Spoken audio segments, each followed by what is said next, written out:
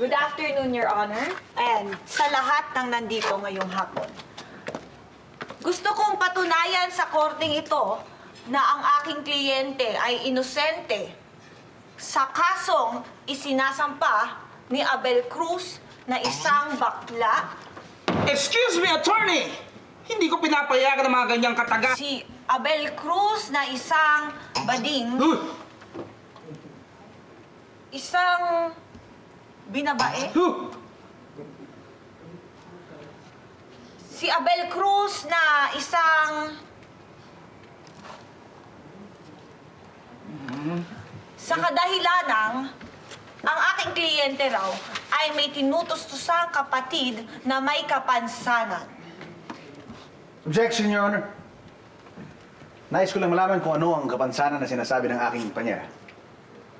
Okay? Ang kapatid ng aking kliyente ay isang... Ang kapatid ng aking kliyente ay isang... Pilantot! Pilantot! Attorney! I'm sorry. Let's proceed. At dahil daw, ang aking kliyente rin ay isang mahirap lang. Excuse me, attorney! Okay lang ba sa'yo? Natawagin kang mahirap lang? Actually, Your Honor, medyo, ano po masakit po. Oh, look, attorney! Final warning na ito, ha? Delikado ka na. Ha? Please, be more sensitive! Please proceed. Okay po, pasensya na po. Ang trabaho ko po ngayon ay patunayan ang lahat ng ebidensya laban sa nasasakdal. Patutunayan ko na siya ay nagkasala, hindi dahil siya ay...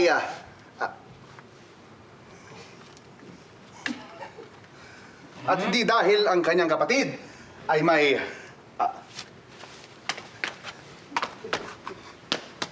ngunit, siya ay masasabi kong galit sa mga...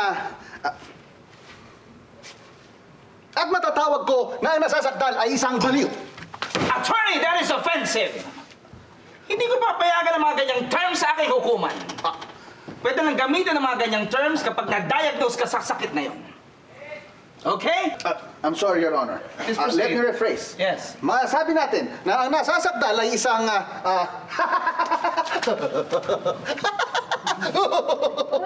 Yeah. dahil nagalit siya. Dahil ang feeling niya, tinawag siyang pangit. Attorney! Nagalit siya dahil akala niya, tinawag siyang... Attorney! Are you insulting me? No, but did you get it? I get it. Yes. Please proceed. Akala niya, tinawag siyang gano'n. Pero ang kliyente ko, nagsasalita lamang ng... Huh? salitang... alam mo na. Yeah? I got it. Yes. Okay. Attorney, pumunta kayo rito. I need to speak to you. Huwag kayong mag-alala. Ayusin ko to. Kumain muna. Saan? Yes, Judge. Mag-usap tayo mabuti. Magte-testimonya ba yung witness mo? Attorney, Opo. dahil naaalibadbaran na ako sa mahirap na pangit na yan at sa baklang ito, ha? Kaya kausapin niyo sila. Dahil mababaliw na ako dito dahil mahirap mag-judge pag kulang-kulang ka. Okay? Nakakasira ang ulo. O tanda, doon ka. Taba, doon ka. Masira ang ulo pala ito eh. Grabe ka naman, Judge.